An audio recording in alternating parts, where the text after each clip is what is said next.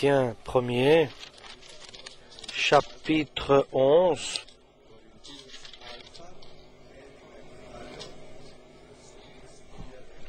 Corinthiens, chapitre 11 et verset 20. Lorsque donc vous vous réunissez, ce n'est pas manger le repas du Seigneur, car on se met à table, chacun commence par prendre son propre repas, et l'un a faim tandis que l'autre est ivre. N'avez-vous pas des maisons pour y manger et boire? Ou méprisez-vous l'Église de Dieu et faites-vous honte à ceux qui n'ont rien? Que vous dirais-je? Vous louerai-je? En cela, je ne vous loue pas.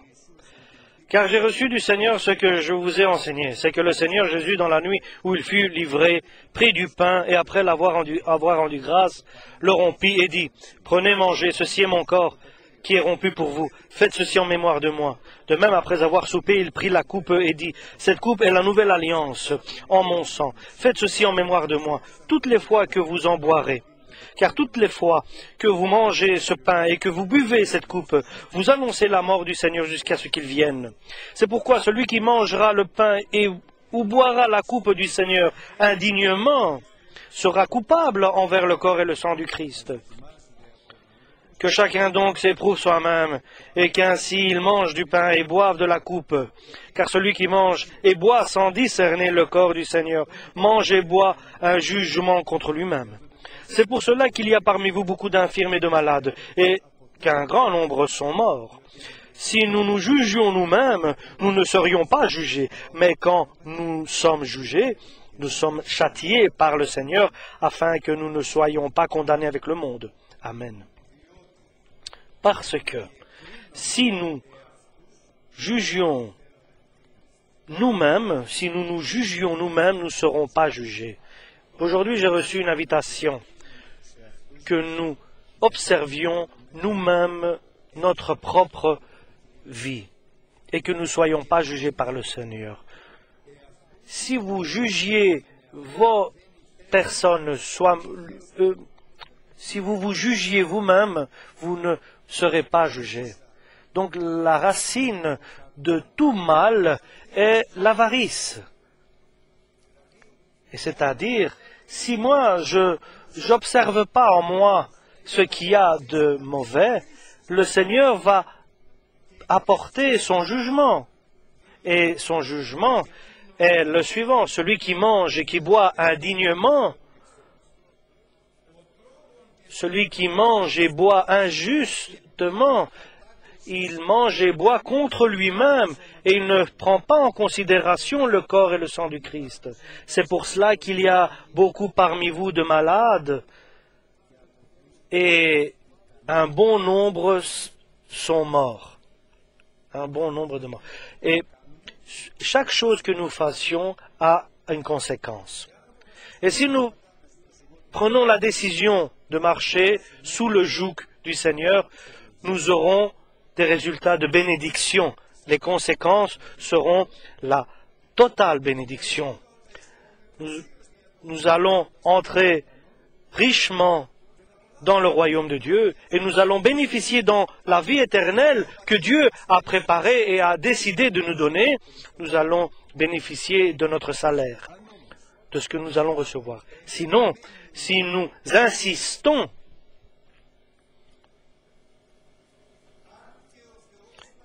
et bien sûr, le Christ nous le révèle dans nos fautes, dans nos erreurs, dans nos péchés, sur notre chemin selon nos considérations et nos convoitises.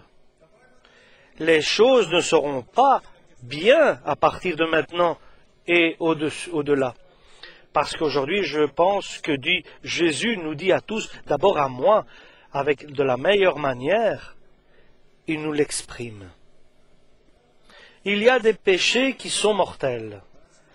Les péchés mortels sont celui qui blasphème le Saint-Esprit ne pourra pas entrer en repentance. Cela veut dire, que veut dire un péché mortel? Ça veut dire tu l'as fait, c'est terminé.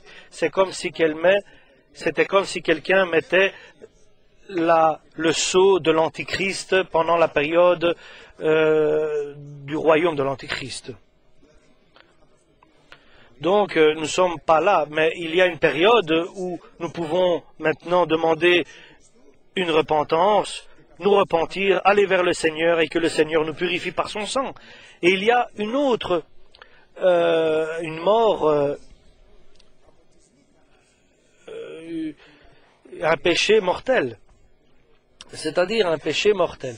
Si volontairement vous péchez, n'importe quel péché, mais en connaissance de cause, vous péchez, volontairement donc vous péchez,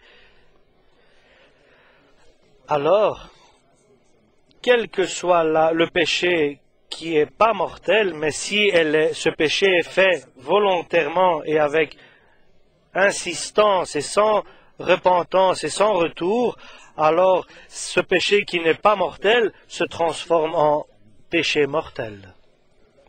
Et après la mort, il n'y a pas de repentance. Aujourd'hui donc, chers frères et sœurs, le Seigneur nous suggère, nous propose de vérifier, d'examiner nous-mêmes, chacun personnellement, de nous examiner intérieurement, de voir qu'est-ce qu'il y a en nous qui n'est pas juste.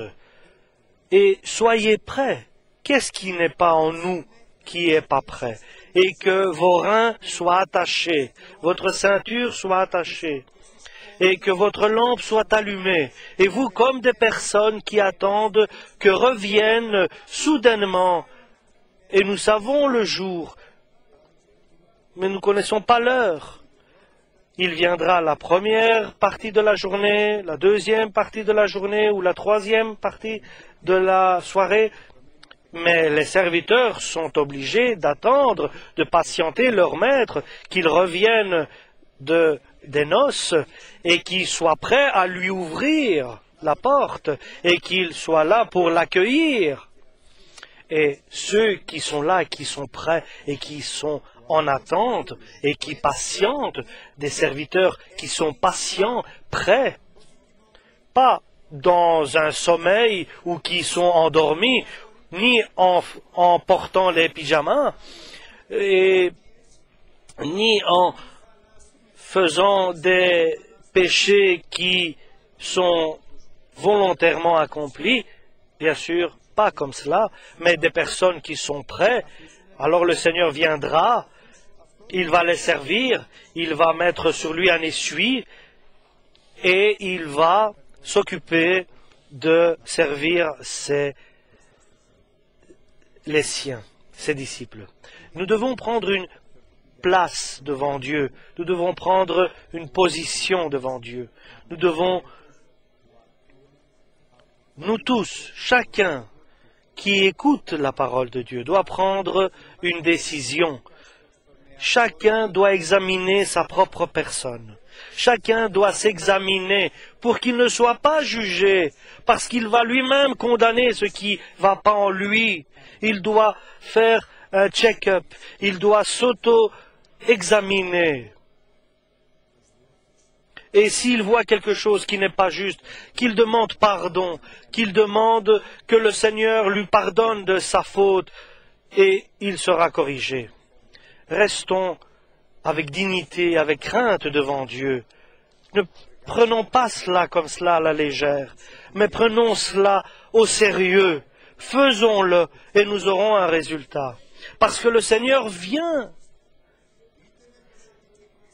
Il vient avec une invitation personnelle ou bien avec l'enlèvement de l'Église. Ne faisons pas comme cet insensé riche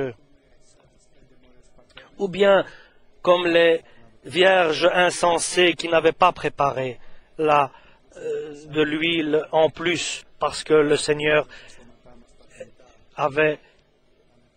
n'était pas venu à l'heure que eux pensaient qu'il allait venir. Et l'huile n'avait pas été assez pour tenir leur lampe allumée. Et soyons que ce jour soit utile. Cet instant soit utile. Faisons que cet instant soit utile.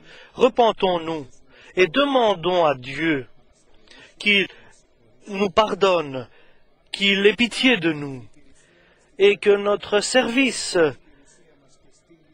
et dans notre service et dans nos actes, qu'il n'y ait pas de taches, de souillures, et que nous soyons comme le Seigneur le désire.